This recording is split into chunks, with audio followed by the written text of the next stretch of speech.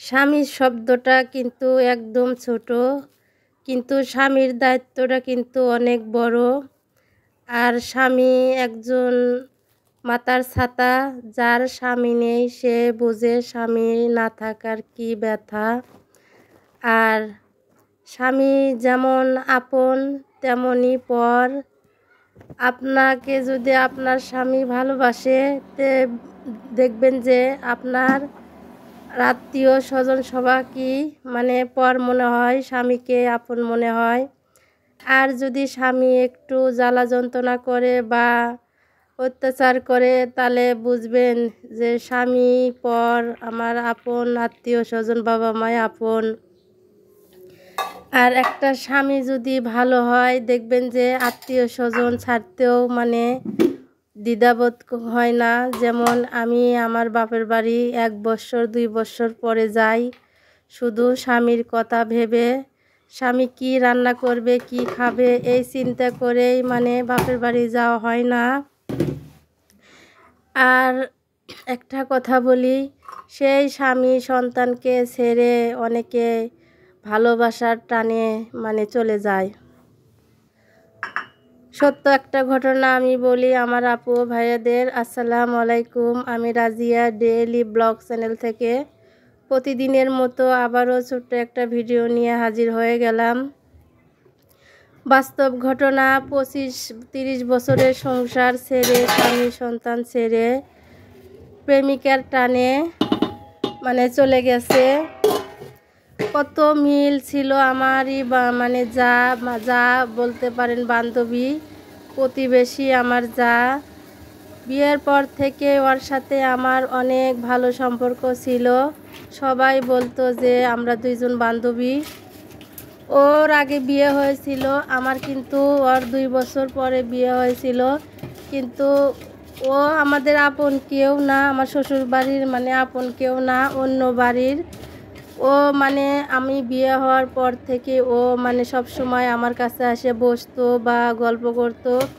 এভাবে গল্প করতে করতে এক সময় অনেক ঘনিষ্ঠ মানে বান্ধবীর মতো হয়ে যায়। সবাই আশেপাশে সবাই বলে বান্ধবী। যাই হোক, ওর আত্মীয় স্বজন মানে কোথায় কি আছে সবার বাড়িতে আমাকে নিয়ে গেছে। আমার আত্মীয় স্বজন মানে যত আছে সবার বাড়িতে ও গেছে। অনেক একটা সুন্দর মানে ছিলাম, মিল ছিল। আর যখন ওর মানে শ্বশুর বাড়িতে অনেক জ্বালা যন্ত্রণা ছিল, আমারও একটু ঝামেলা ছিল। ও বলল যে আমরা দুইজনে একসাথে মানে জায়গা কিনে বাড়ি করি, যেহেতু আমাদের দুইজনেরই ঝামেলা হইতেছে। যে কথা সেই কাজ, আমরা দুইজনে মিলে একসাথে বাড়ি করলাম। অনেক দিন ভালোই ছিলাম আমি। যে হোক পরিস্থিতির কারণে আমি আমার হাজব্যান্ড সহ ঢাকা চলে আসলাম, আমরা পরিবার সহ ছেলে মেয়ে সহ। আর ও কিছুদিন একা ছিল। ও একটা ছেলে একটা মেয়ে। মেয়েটা ছোট, ছেলেটা বড়। ছেলেটার বয়স 14-15 বছর বয়স। ছোট বয়সেই ছেলেটা শখ করে বিয়ে করাইছে। যাই হোক, লেখাপড়া করলো না, ঘুরে ঘুরে বেড়ায়, কাজ কাম করে না। এই জন্যেই মানে ছেলেটা শখ করে বিয়ে করাইলো। খুশি হলাম, আমাদেরকে দাওয়াত দিছিল। আমরা যে কারণে হোক ব্যস্ততার জন্য বাড়িতে যেতে পারি নাই।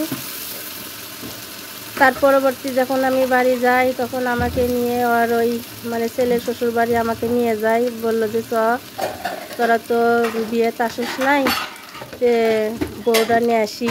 তো গেলাম, ভালোই আদর যত্ন, বউটাও অনেক সুন্দর। যাই হোক, কিছুদিন পরে শুনি, আমি ঢাকা আসার পরে শুনি যে ওই মানে ছেলের শ্বশুরের সাথে আমার ওই বান্ধবীর সম্পর্ক, মানে বিয়ের সাথে সম্পর্ক। শুনতে কিন্তু অনেক লজ্জাজনক ঘটনা, কিন্তু এটাই বাস্তব।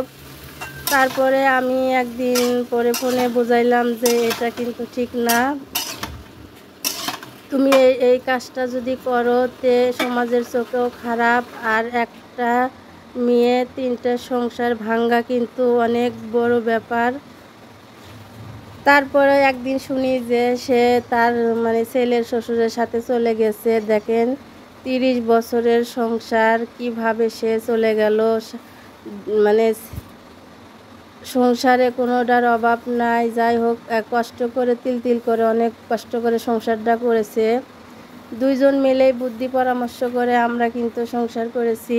বান্ধবী মানে যা বলতে পারেন, বান্ধবী বলতে পারেন, যা বলেন, এত মিল ছিল।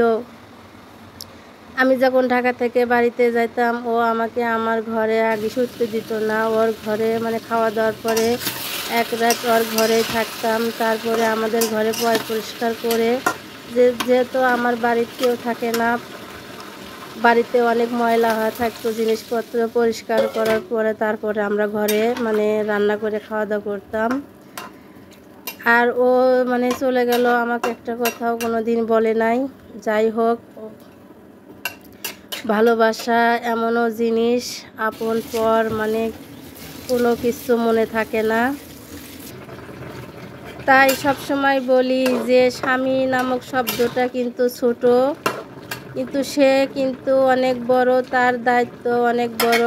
আর সে আপনের চাইতো আপন, পরের চাইতো পর। সে এই যে স্বামীকে থুয়ে, সংসার থুয়ে সে চলে গেল। আর মানে সে যে চলে গেল, তার ছেলেও কিন্তু ওই বউটা তালাক দিয়ে দিল।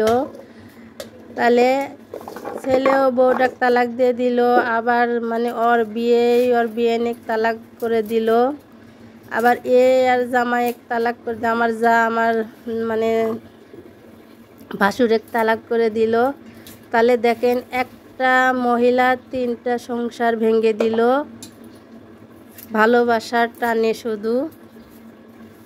যাই হোক, কথা বলতে বলতে আমি অনেক কাজ করে নিয়েছি।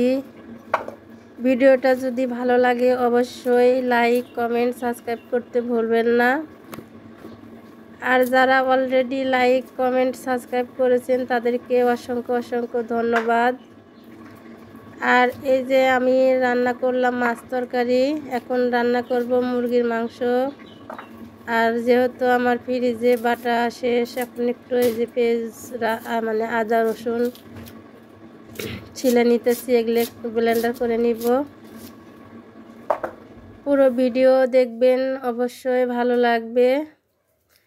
এই যে আমি ব্লেন্ডার করা শেষ, এখন এই যে মুরগির মাংসগুলো, মাংস বলেন আর গোস্ত বলেন, যাই বলেন, একটু হলুদ, লবণ, মরিচ দিয়ে মানে মাখাইয়া তারপরে একটু ভেজে নিব। যেহেতু মুরগির মাংস একটু ভেজে রান্না করলে, ব্রয়লার মুরগি ভেজে রান্না করলে একটু ভালো লাগে। আমি সব সময় মুরগি মানে ভেজেই রান্না করি। আর এই যে ভিডিওর শুরুতে যে আমি দেখাইলাম আমার এই যে মোজা, এই মোজাটা আমার হাজবেন্ড আমার জন্য এনেছে। মোজা বলতেছে যে ঘরের মধ্যে অনেক ঠান্ডা, তাই তোমার জন্য এই মোজাটা নিলাম। কম হোক, দাম কম হোক আর বেশি হোক, কিন্তু আমার অনেক খুশি লাগছে যে আমার জন্য সে মোজা নিয়েছে। যেহেতু আমার ঠান্ডা লাগে, মনে হয় ওর কষ্ট হয়েছে, কষ্ট লাগছে, এর জন্যেই মনে হয় মোজাটা আমার জন্য কিনছে। আমি অনেক খুশি হয়েছি। কেউ যদি ভালোবেসে 2 টাকার জিনিসও দেয়, কিন্তু অনেক খুশি লাগে। বিশেষ করে যদি হাজবেন্ড কিছু এনে দেয়, আমার কাছে তো অনেক খুশি লাগে। আমার প্রায় জিনিস আমি নিজেই কিনি, সে কিনে না। তারপরেও যদি মাঝে মধ্যে কিছু আমাকে মানে কিনে দেয়, আমার কাছে অনেক খুশি লাগে। মানে সে কেনাকাটার দিক দিয়ে একদম মানে যে নর্মাল, সে কিনতে পারে না, এই জন্যেই মানে কিনে না। যাই হোক, এই যে মুরগিটা আমি ভেজে নিলাম, সাথে আলু ভেজে নিলাম, যেহেতু মানে গোস্ততে আমার হাজব্যান্ড আলু পছন্দ করে, যে কোনো গোস্ত তরকারি, তার জন্য আলু ধোয়াই লাগবে। আর এই যে বাদ বাকি মাংসগুলো আমি বক্সে করে ফ্রিজে রেখে দিব।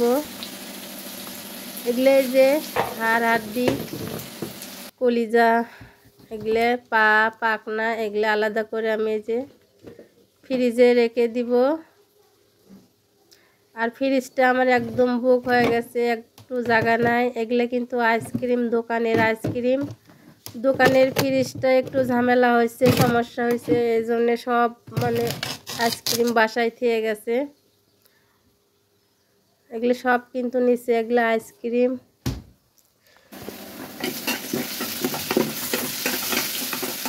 আর এই যে এখন আমি বাদ বাকি মশলাগুলো কষিয়ে নিব। পেঁয়াজ ভেজে নিলাম, তারপরে এই যে বাটা মশলাগুলো দিয়ে দিলাম। এখন এই যে গুঁড়া মশলাগুলো দিয়ে সুন্দর করে কষে নিব।